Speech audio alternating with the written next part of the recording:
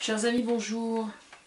Ça fait un bout de temps que j'ai pris la parole, mais c'est pas parce que je ne dis rien que je travaille pas ou que je ne fais ou je ne pense pas surtout. Mais je vais reprendre là un sujet qui m'interpelle parce que j'ai entendu ce matin Michel Butor sur France Inter qui parlait de communication et du coup ça m'a donné une idée. Sur je fais cette vidéo en fait sur l'expression faire la gueule. Parce que c'est vrai que je pense vraiment être très douée en communication. Oui, je pourrais donner 10 sous à quelqu'un pour qu'il le dise à ma place, mais c'est quand même la vérité. Donc faut jamais hésiter à s'envoyer des fleurs de temps en temps. On n'est jamais mieux servi que par soi-même. J'ai vécu pendant longtemps avec un homme qui m'avait dit au début qu'on était ensemble qu'il supportait pas les femmes qui faisaient la gueule. Et en fait, ça m'avait fait sourire et en dehors de lui c'est amusant qu'un homme dise ça d'une femme de façon générale, parce que même dans l'autre sens, de façon générale, reprocher à quelqu'un de faire la gueule, c'est assez amusant parce que ça veut simplement dire en fait qu'il y a un véritable problème de communication et le fait de se taire est effectivement une réponse. Ça peut être interprété comme une non-réponse. Enfin, objectivement, c'est une non-réponse, mais justement une non-réponse qui est une réponse à une incompréhension et surtout qui est le symptôme d'une mauvaise communication. Alors pour ceux qui se plaignent de quelqu'un qui fait la gueule, dites-vous simplement que il y a très probablement certains messages que vous n'avez pas reçus, enfin que vous n'avez pas captés en tout cas, et c'est là qu'on en vient à une citation dont je suis l'auteur, et que j'avais brodée, enfin que j'ai pas fini de broder en fait, qui dit écoute au lieu d'entendre, regarde au lieu de voir, etc., etc. Voilà. Alors quelle est la nuance entre écouter et entendre? Eh bien justement, écouter par définition, ça signifie que vous êtes attentif, c'est-à-dire que votre cerveau est disponible au message qu'on est en train de vous envoyer.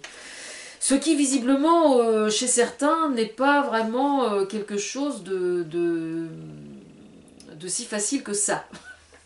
On va dire ça comme ça. Alors, quelqu'un qui fait la gueule, donc qui reste dans le silence ou qui fait la gueule, moi personnellement, ce que ça m'inspire, c'est que dans la majorité des cas, on se comporte comme ça, enfin on perçoit cette personne comme faisant la gueule, parce qu'on a refusé, on suspecte qu'elle va tenir un discours ou qu'elle va dire des choses qui vont déranger. Ça m'arrive fréquemment. Et auquel cas, on peut se poser la question, il faut se regarder, c'est un miroir en fait, il faut voir l'autre dans ce cas-là comme un miroir en disant qu'est-ce qu'elle cherche à me faire parvenir comme message quand elle fait la gueule par exemple. Hein. C'est ça qui importe. Parce que assez souvent, malheureusement, dans les problèmes de communication, on réalise tout simplement que l'autre, en fait, on arrive à se taire parce que il ou elle n'a plus d'autres cartouches, d'une certaine façon, pour se faire entendre et pour se faire comprendre. C'est simple, en fait, c'est ça. Quelquefois, on n'a pas d'autre solution que de ne plus donner signe de vie, puisque quand on donne signe de vie, on n'obtient pas ce qu'on veut ou on n'est pas compris. Elle est là l'explication en fait. Alors dans la pratique, au sein d'un couple ou au sein d'une famille, moi j'avais une amie qui avait des gros problèmes de communication dans son couple et en fait le torchon brûlait tellement entre eux deux qu'ils s'écrivaient des mots, ils se laissaient des mots sur les tables. Et je trouvais ça, sur le coup j'avais trouvé ça quand même assez pitoyable. Alors il y a certains diront oui effectivement c'est quand même pas très clean.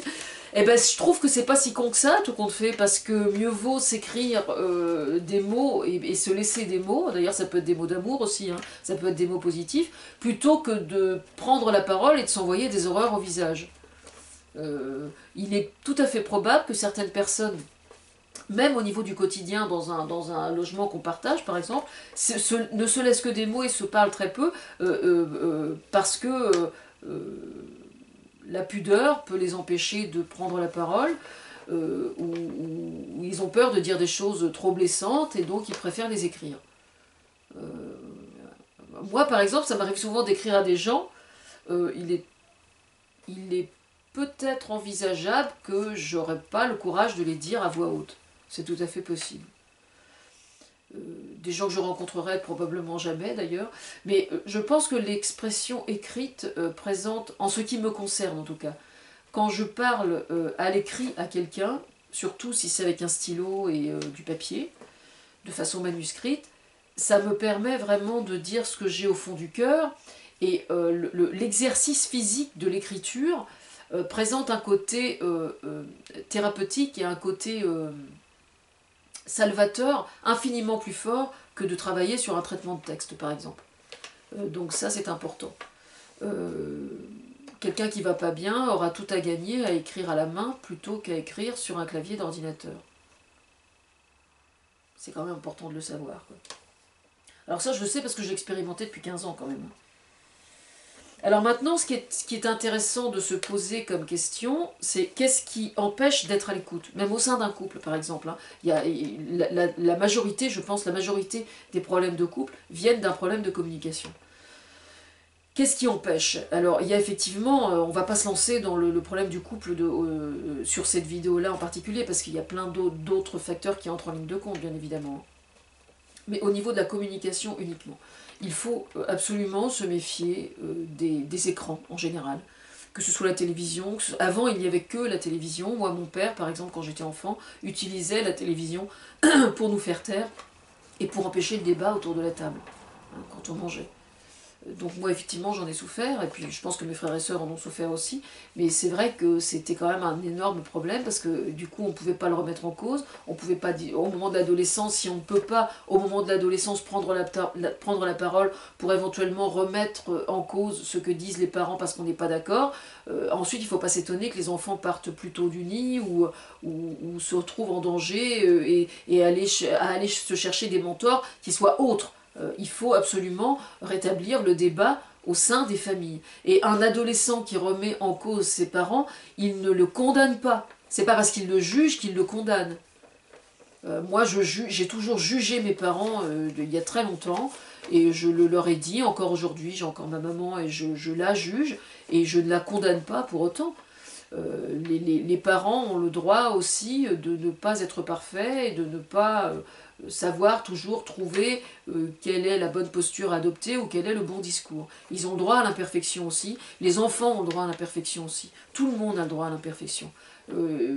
Par contre, je pense que on peut facilement, malheureusement, reprocher à des parents de manquer de communication. Et ça, c'est un vrai problème. Il y a beaucoup de parents qui s'imaginent que le rôle des parents, c'est uniquement d'être ferme et uniquement de donner un cadre extrêmement rigide. Ben non, ça n'est pas que ça. Si être parent, c'est uniquement montrer de l'autorité, c'est pas étonnant que ça déraille quelquefois, quoi. Alors il y a d'autres choses qui empêchent d'être à l'écoute aussi. C'est tout simplement le fait, quelquefois, d'être pris dans un rôle que l'on... Pas dans un rôle, dans une fonction dans laquelle on ne se sent pas à l'aise, hein. Par exemple, quelqu'un qui a des soucis à son travail ou qui a des soucis dans sa famille, quand il rentre à la maison, et ben, le stress occasionné, la surcharge de travail, les soucis peuvent faire qu'il n'est pas assez à l'écoute auprès de ses enfants ou auprès de son mari, auprès de sa femme dans l'autre sens. Voilà, ça c'est une chose. Et puis malheureusement, enfin ça c'est inévitable, au sein des familles, au sein des couples, on est quand même énormément victime, ça c'est bon pour tout le monde, hein, on est énormément victime des habitudes que l'on a vues et que l'on a subies pendant notre enfance, dans le cadre familial, dans le milieu dans lequel on vit, hein. Moi par exemple, je suis la première à défendre le rôle des cafés dans une société, parce que je trouve que c'est des endroits extrêmement vivants, où les gens parlent, où ils se lâchent un peu, où c'est vraiment, plus que jamais avec les écrans, les cafés ont un rôle extrêmement important à jouer à ce niveau-là. Mais je souriais l'autre jour parce que j'écoutais Olivia Ruiz qui justement pendant son enfance a vu énormément de gens défiler dans le café-restaurant de ses parents, et qui étaient extrêmement entourés, etc., etc. Et elle expliquait qu'elle se sentait profondément seule, du coup, parce que ses parents étaient complètement accaparés par leur travail et par le rôle social qu'ils jouaient au sein de leur commerce et de leur bar-restaurant. Et je suis pas du tout étonnée. Moi, quand j'étais enfant, c'est pareil. Chez mes parents, il y avait énormément de monde. Et moi, j'y trouvais pas mon compte non plus. Donc c'est vrai que c'est difficile de trouver le bon équilibre. Parce que je pense que des parents qui se contentent de ne pas avoir de vie sociale, de ne jamais recevoir personne, de ne jamais voir personne, et d'avoir une vie extrêmement sectaire à la maison, et en n'ouvrant pas du tout la porte à l'étranger, au sens large, je pense que c'est aussi des parents qui sont toxiques d'une certaine façon. Moi, j'ai vécu avec quelqu'un pendant longtemps dont les parents lui avaient dit avoir des amis, c'est systématiquement le danger. Ce qui est quand même assez incroyable. Il les avait pas écoutés entièrement, mais en vieillissant, oui, il les écoutait complètement. Et c'est quand même extrêmement grave de tenir, en tant que parent, de dire à ses enfants, il ne faut pas avoir d'amis. Enfin, vous vous rendez compte? Alors lui était quelqu'un de très intelligent et qui aurait pu se sortir de ce carcan-là, ou qui s'en sort peut-être d'ailleurs, je ne sais pas, mais c'est quand même extrêmement problématique quand on est un enfant, quand on est un adolescent, de voir que des parents puissent dire à leur enfant « c'est dangereux d'avoir des amis ». J'avais des amis aussi qui avaient la manie, je dirais, chaque week-end, alors ils travaillaient en semaine, hein, tous les deux, et chaque week-end, ils avaient du monde. C'est-à-dire que pendant la semaine, ils avaient du mal à voir leurs enfants et à poser avec leurs enfants à cause du travail, et puis le week-end, eux décompressaient systématiquement en invitant. Et du coup, le résultat, c'est que les enfants n'y trouvaient pas leur compte non plus, parce que ils avaient juste besoin de souffler avec leurs parents, quoi. Alors effectivement, c'est compliqué les familles, hein. Et il n'y a pas besoin il n'y a pas que les familles recomposées qui soient compliquées. Les familles, les primo, enfin on va appeler ça les familles premières, on va dire. Les familles premières se retrouvent devant ce même dilemme. Alors comment faire? Comment faire? Il y a certaines précautions quand même, je pense, qui consistent premièrement à faire l'effort de communiquer vraiment et sans s'énerver. Bon. Et deuxièmement, se méfier vraiment au niveau des ordinateurs et des écrans. Vraiment. Ça, c'est alors une absolue certitude. Moi, je suis privée d'Internet pour mon équilibre psychologique depuis quelque temps. J'espère bientôt retrouver un ordinateur. Et puis, donc j'ai plein de vidéos et plein de photos. J'ai fait plein de choses depuis, mais à l'écrit, etc. Mais j'espère retrouver Internet. Et je pense être assez raisonnable et l'utiliser intelligemment, mais en fait c'est bien plus encore par ce qu'il peut m'apporter que ce que moi je peux y poser d'ailleurs, hein. Pour me tenir informée par les réseaux sociaux par exemple, sur les réactions des gens par rapport à certains faits, ça me pose problème de ne plus y avoir accès pour l'instant. Mais moi je pense par exemple qu'il est extrêmement important de se ménager un moment chaque jour, surtout quand les deux parents travaillent, où pendant le repas, il n'y a aucun écran, ni télévision, ni téléphone.